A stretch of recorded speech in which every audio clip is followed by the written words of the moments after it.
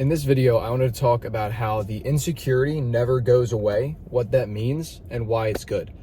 And just to give you a little bit of background as I fix this camera here, over the last 2 months, I've been running a YouTube automation type deal. So it's not actually automated because I do it. So I guess you can't really call it YouTube automation, but either way, just like a shorts channel that I've been then funneling a long form and trying to find other ways to monetize. And that has gone extremely well. So in the last 10 days, I've made about $1,400, which is absolutely foreign to me. Like, you have to understand, like, I've made some money online before, and honestly, actually, I would argue that fast, but it faded very quickly. And again, I don't know how long this will last, but still, like 10 days, if I did that and I keep doing that, that would mean I'm on track to do maybe like $4,000 within the month if I stay on pace. And the thing that I want to talk about here is how there's still insanely massive insecurities, right? So I thought once I started to make even an amount like this, right? Because again, you have to realize this is from YouTube Shorts. So even if you only made like 2K a month and that comes out to like 24K a year, like that's pretty hands off, right? Like, I'm still doing things for it, but it's very minimal work and it's a really cool way to make money online, right? But the insecurity that I'm talking about that never really leaves is the, like, I thought once I started making money like this, it would just be this like, oh, like this feeling of like, oh, I can actually, I'll turn this car off right now because it's a little annoying. I thought it would be like this breather, right? I thought it would be a moment of like wanting to kind of shout it from the rooftops, right? Especially like telling my parents and stuff. And where I'm at now is like, I don't want to say anything until I've pulled like 50K. And even then, because here's my issue, right? It's one thing to say, okay, I'll make 3K a month for the rest of my life. It's another thing to say I've made 3K, right? Because right now I could make the argument like, oh yeah, no, I can keep making the 3K a month. And I probably could. Hopefully I make more, right? But there's still that insecurity of like, at the end of the day, even if I made what did I say, $1,400, it's just $1,400. And I don't want to look at it like that. I'm obviously grateful, but when you look at just $1,400, it's like, okay, that's not when you start, buying nice cars. Like, again, I don't need nice cars or anything, but you get my point. Like, that's not when you're balling, right? That's not when you're like, I'm set up for life because I made $1,400 through YouTube Shorts. So the thing that's giving me the confidence is the fact that, I think I can do this month on month and keep doing it, right? And like teach other people how to do it. But I just want to talk about why that insecurity is good, because right now I am still, even when I'm starting to make a decent amount of money, I don't think I'm in the insane range yet, but again, just to be doing this online is wild. But I still have that massive insecurity of like, this is not enough at all. Like, I don't even want to spend any of this, right? Like, I don't even want to go out to eat at a nice place because I'm like, what if that bill's like $100, right? And like, I only made 1,400. So that's, so the reason I think that's good though, is because it's what I believe will fuel me to make past 10 a month. And you have to realize this confidence shift in me has been so drastic just because doing things for so long, there have been no results. Like, I was not making money from a lot of things I was doing. And this whole like, oh, now I'm going to scale past 10K. Like, when I say that, I feel like I would have originally been like, that's just so mind blowing. But now I'm like, I can see the potential, right? I can like, now that I'm in this YouTube space, I'm looking at people who pull 60 grand a month from their channels. And then I'm watching a kid on TikTok who pulled 1,400 this week. The same amount that I pulled in 10 days on YouTube, this kid pulled on TikTok in a week. So there's another platform where you can pull the exact same amount of money, if not more. Another platform. So if you made a few grand on YouTube, then you could go to TikTok and make a few grand. You could go to Snapchat, make a few grand. Go to Instagram, make a few grand, right? And then you have all these things culminating, and you teach people how to do it. You make some money from that, right? Like, there's so many ways to make money and you don't need them all. But the reason I'm saying this is because like, to even say that, right? That like, oh, I think I could break a 10K a month. Like, I say that nonchalantly, but again, you have to realize like this was not the case. Like, this is my first time. I feel like I'd argue it's my first time even encountering like a crazy amount of money per se. Because like I said, if all goes well, I would be on track to do like $4,000. And I'm grateful, but the thing that I'm saying is going to fuel me is the insecurity, because that still isn't like, it's not like a greed, or like maybe it is a type of greed, but like it's almost that like you still haven't made it yet, right? So I don't want to bask in that. I don't want to bask in that like, dude, let's go. Like I just made 4K. Like, can you make 4K the next month? Can you increase it? Can you 2x it, right? There has to be a way, right? If you're pulling more views, if you're selling more products, if you're doing this, you're learning, you're adapting, you're doing things to make more and more. So I just wanted to make this video to say that this insecurity that every entrepreneur has of like, I need to maybe like prove something, or I need to make money because XYZ reason, because I really want to live this lifestyle. I want to prove to my parents. I want to prove to this. I want to prove to that. That insecurity is a superpower in my eyes. And even now, it still is.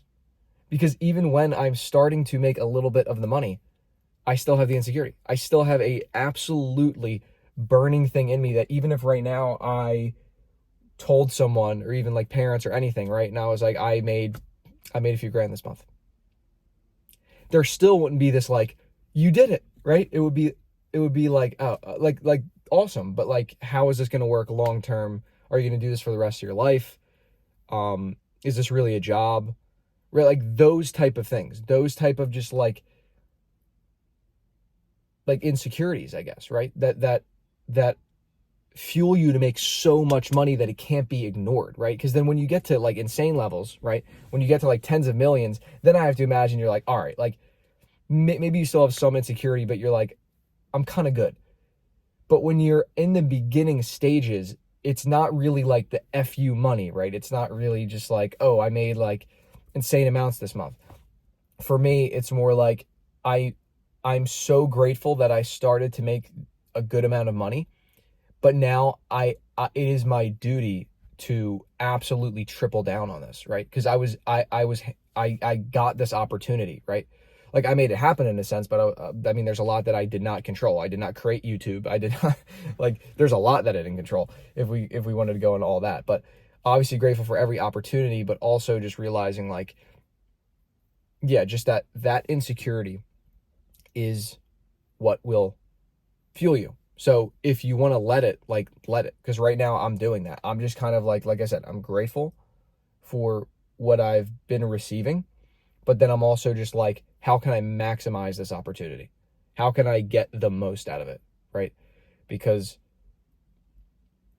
I guess the biggest insecurity of all, and the thing that I think Alex Hormozi brings up, honestly not enough. I mean, I'm sure if you watch enough podcasts, he brings it up, but I thought I only heard him bring it up once. He said the thing that kept him from going back home when he left, for those of you who don't know, he, was like sleeping on gym floors. He went from a 200,000, like Vanderbilt College, 200,000 a year job, really good job, left. His dad didn't even know. He's sleeping on the gym floor, and he was trying to build gyms for 5 years. Now he's a multi-millionaire, like worth 100, maybe more. And a lot of that's cash, which is crazy, like just like tens of millions of cash in the bank. But and super honorable guy, like super not respectful. What am I saying? I haven't met the dude. But like great content, all this stuff. Anyway, he was talking about the thing that fueled him the most was that while he was gone for that time, is if he went back to wherever, his hometown, to see his dad, whatever it was, he would have gotten that, like, it's about time. Like, it's about time you came around, right? We all kind of knew, right? Like that type of vibe. We all kind of knew, like family, like whatever it is, friends, like we all kind of knew you were like, that was funny. Like, do you remember when you left for 5 years and you thought you could like that type of thing? And again, maybe people wouldn't be that big of like assholes, right?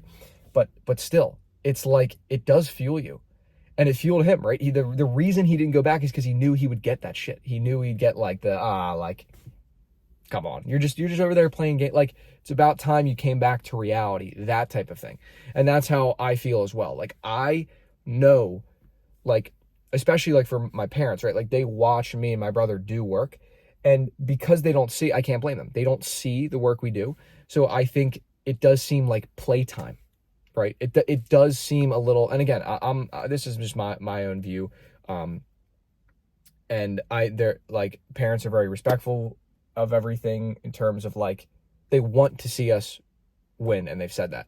But it's not even just that. Like, even if you extrapolate it to, again, it's people who lack context, right? Like, I can't blame anybody because they don't see what we're doing. So I can't say anything. But even, like, just the perception of people, like, other people thinking what we do is just, like, this little thing, right? Like, almost like this little cute side business, right? Like, it's like he does this, right? Like, it's not anything that people are ever impressed by, but they can only be impressed when the money starts coming in, right? Because then it's like, oh, how's your cute thing? And it's like, oh, it's doing 10K a month, right? So yeah, that is probably the biggest thing that has ever fueled me, is that like, I could never work on what me and my brother Pat are doing for so long and have it yield no results, because I know in the end, everyone who was kind of like not watching, but like knew, would kind of be like, that's kind of how we thought it would go, right? Or like, no, just like think about it, like nobody would ever expect at all.